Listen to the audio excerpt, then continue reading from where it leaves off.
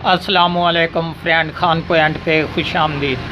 दोस्तों, आज हमारे पास एक न्यू रिसीवर है रिपेयरिंग पे, GX6605। ये न्यू मॉडल है आपके सामने। अभी इसमें क्या प्रॉब्लम है दोस्तों कि मैंने इसको पावर ऑन करके रखा हुआ है, लेकिन ना ही यहाँ पर डिस्प्ले और ना ही रेड लाइट।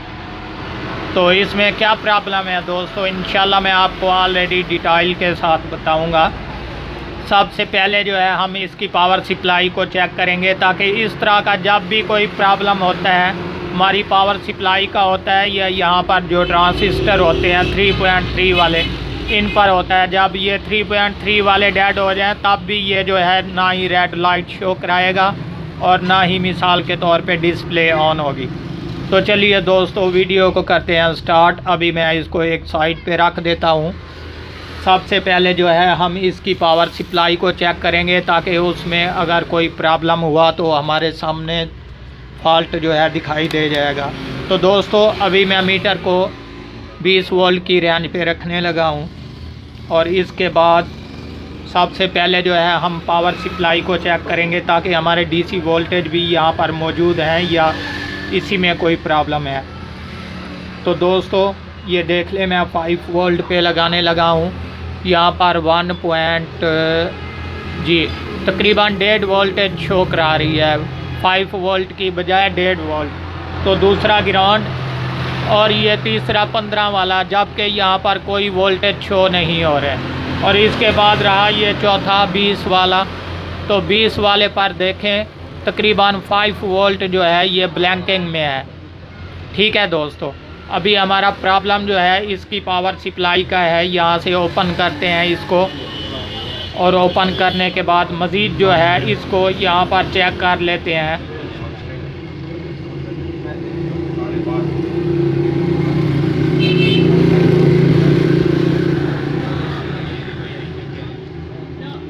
तो दोस्तों, ये देख लें हमारा फॉल्ट जो है इसकी पावर सप्लाई पर बन रहा है, जबकि मैं आपको ऑलरेडी चेक करवा दूं।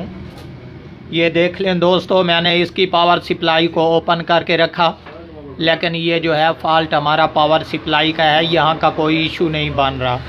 तो अभी दोस्तों मैं मीटर को हटाता हूँ, और इसके बाद इंशाल्लाह जो भी फॉल्ट है पावर सप्लाई में ये भी रिपेयर करेंगे, क्योंकि ये अभी ब्लैंकिंग मोड पर है। इसको ब्लैंकिंग से हटाना है। मैं जल्दी से इसको ओपन करता हूँ, और ओपन करने के बाद जो भी फॉल्ट है मैं आप दोस्तों के साथ शेयर करूँगा।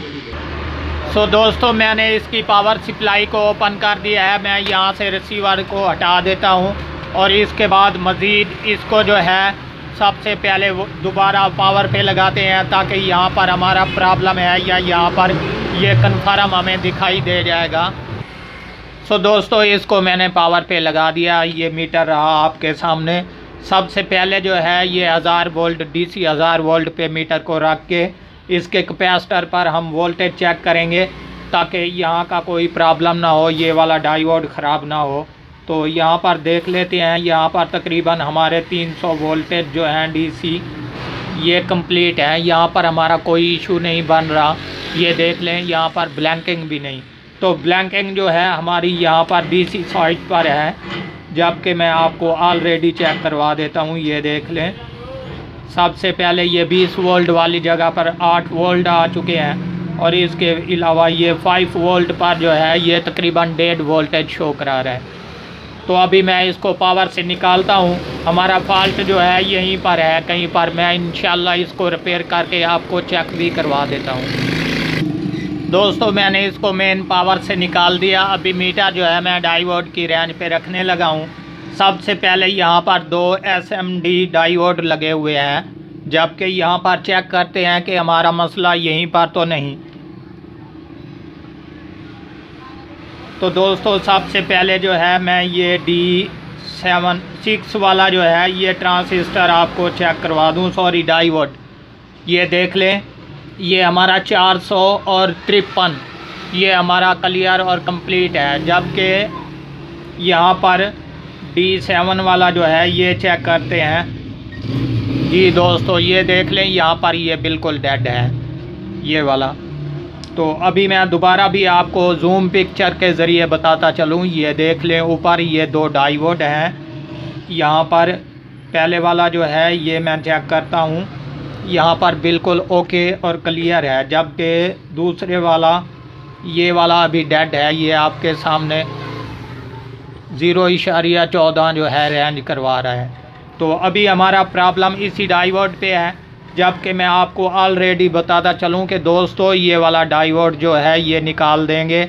यहाँ पर अगर ओल्ड मॉडल की कोई पावर सप्लाई आपके पास पड़ी हो तो इसमें से यहाँ पर 2 डाइवर्ट होते हैं, ये वाले भी आप निकाल कर लगा सकते हैं यहाँ पर।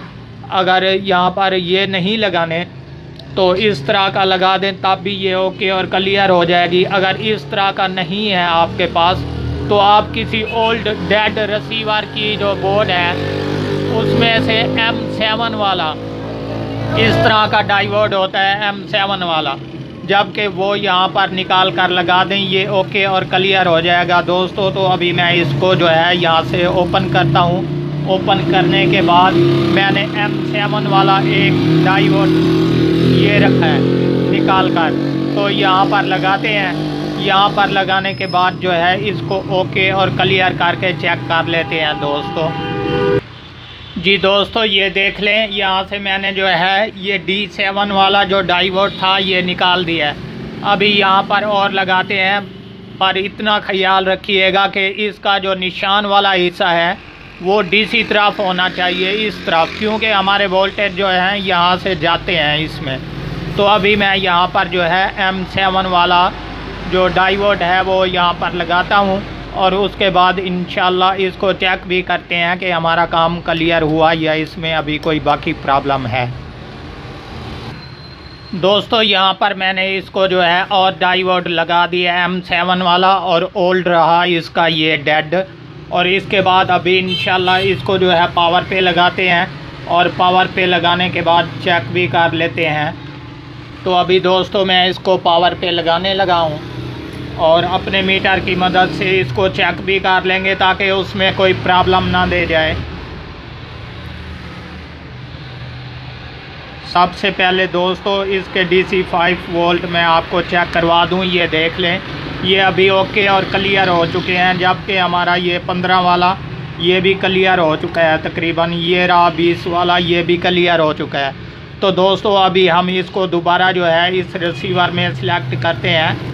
दोस्तों अभी मैं इसको पावर देने लगा हूँ और इसको चेक भी कर लेते हैं। ये देख लें दोस्तों, हमारा काम क्लियर और कंप्लीट हो चुका है, जबकि हमारा मसला वही था कि जो डाइवर्ट ख़राब हो चुका था।